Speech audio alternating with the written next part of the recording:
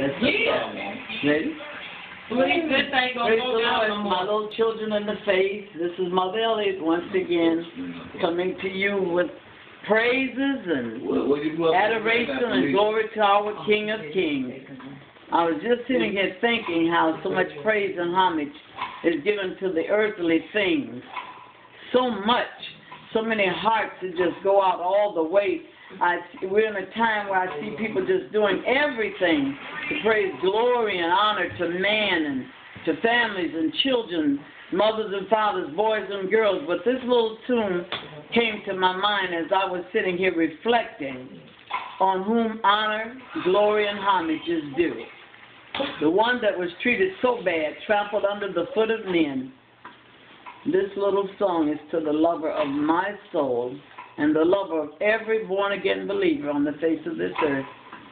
There has been kings of riches untold. They have been crowned with diamonds and gold.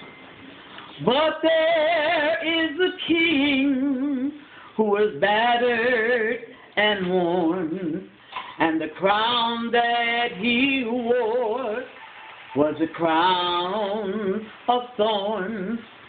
A crown of thorns was placed on his head. He hung on the cross until he was dead. The sky grew dark with a raging storm when they crowned the King of Kings with a crown of thorns. If you know it, sing it with me. A crown of thorns was placed on his head. He hung on the cross until he was dead. The sky grew dark with a raging storm when they crowned my King of Kings with a crown of thorns. Just think, that crown of thorns that we place on his head is by the life that you give him. So many times people speak love to Christ and love for the Savior, but yet with the lies that blaspheme him, they show him all types of disrespect. And you know, the Lord does know those that are his. So it doesn't matter what man says or does or how we try to convince God. God is God, beloved. Don't try to bring him down to the level of man. He's God, and he knows those that are his. And when that day is come, when he has to call us before that throne, we're going to truly know who has crowned the Lord glory and honor. Those that are despisers of his, with their lives have crowned him with a crown of thorns.